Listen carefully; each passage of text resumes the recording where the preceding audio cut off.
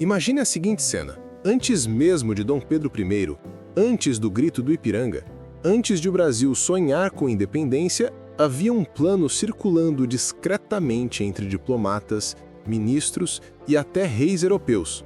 Um plano que poderia ter mudado a história do país para sempre. A ideia de colocar no Brasil um jovem príncipe criado nos Estados Unidos, um Bourbon com educação americana, para se tornar nada menos que o primeiro imperador do Brasil. Essa história começa no fim do século XVIII, num mundo que parecia estar explodindo. Os Estados Unidos tinham acabado de nascer como república. A Revolução Francesa desafiava todos os modelos de poder. Os impérios europeus estavam desmoronando e lutando entre si. Era um momento de incertezas e de ideias perigosas.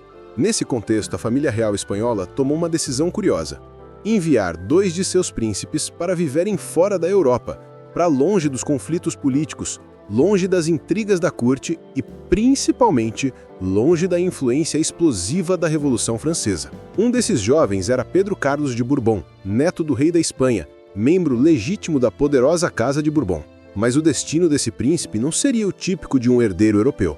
Em vez de crescer em palácios entre nobres e tradições de séculos, Pedro Carlos foi enviado para Filadélfia e para Boston, onde cresceu num ambiente muito diferente, o ambiente de uma república recém-nascida, que valorizava ideias como liberdade, mérito, racionalismo e governo constitucional. Relatos da época descrevem Pedro Carlos como um jovem disciplinado, educado, admirado pelos americanos e especialmente curioso sobre filosofia, ciência e política moderna. Ele convivia com diplomatas, estudiosos, representantes do governo americano e era exposto diariamente a debates sobre democracia e direitos civis. Era, de certo modo, um príncipe formado com mentalidade mais moderna do que qualquer outro na Europa. E é justamente essa combinação, sangue real europeu com educação americana, que chamou a atenção de ministros e diplomatas que buscavam uma solução ousada para um problema que já se anunciava: o que seria do Brasil se ele se separasse de Portugal? Desde o final do século XVIII, a elite política temia que, em caso de independência, o Brasil pudesse se dividir em várias repúblicas regionais, como aconteceu mais tarde com a América Espanhola. Temia-se também que potências como Inglaterra ou França tentassem ocupar o país. Uma forma de proteger o Brasil seria criar aqui um Estado monárquico independente, com um rei forte o suficiente para unificar o território, mas também moderno, capaz de implementar reformas e manter relações diplomáticas favoráveis com o Ocidente. Nesse cenário, a figura de Pedro Carlos surge como uma solução quase perfeita. Ele tinha sangue nobre o bastante para garantir legitimidade e, ao mesmo tempo, não pertencia às facções políticas portuguesas. Não carregava rivalidades internas, não tinha ambições sobre o trono português e, melhor ainda, tinha a educação alinhada com os ideais iluministas. Para muitos ministros estrangeiros, ele seria o príncipe ideal para governar um novo império nas Américas, um Brasil unido, com instituições modernas e totalmente desvinculado das brigas europeias. Foi então que surgiu o projeto: transformar o Brasil numa monarquia independente, governada por Pedro Carlos como imperador constitucional, muito antes dos Braganças sequer cogitarem vir ao Rio de Janeiro. O plano era simples e ousado.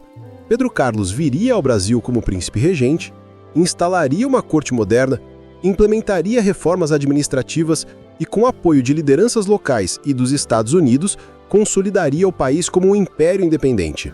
Se desse certo, Pedro Carlos seria lembrado hoje como o verdadeiro Pedro I do Brasil, mas um Pedro americano, não português. Mas, como sabemos, a história real tomou outro caminho. Por que esse plano não deu certo?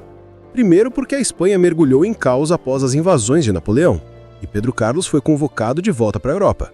Depois, porque o governo português, mesmo enfraquecido, não aceitava abrir mão do Brasil. Mas o golpe final veio com um acontecimento decisivo: a chegada da família real portuguesa ao Brasil em 1808. Com Dom João VI estabelecendo o Rio de Janeiro como capital do Império Português, a possibilidade de colocar um príncipe estrangeiro aqui perdeu totalmente o sentido. E para completar, Pedro Carlos morreria jovem, aos 24 anos, encerrando qualquer possibilidade de sua ascensão no Novo Mundo. Mas vale se perguntar: e se isso tivesse acontecido? Como seria o Brasil sob um imperador criado nos Estados Unidos? É aqui que o exercício fica fascinante.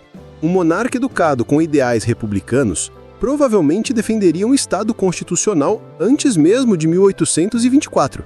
Talvez o Brasil tivesse uma Constituição mais rígida, com limites ao poder central, liberdade de imprensa e instituições mais plurais. As relações com os americanos seriam muito mais estreitas, possivelmente transformando o Brasil no principal aliado dos Estados Unidos na América do Sul desde o início do século XIX. É possível imaginar também que muitas revoltas internas, como a cabanagem e a farroupilha, tivessem sido evitadas se o país começasse a independência com um governante neutro, sem ligação com Portugal e com visão reformista. E quando pensamos em símbolos nacionais, tudo teria sido diferente. A bandeira, o hino, a heráldica, a estética da corte.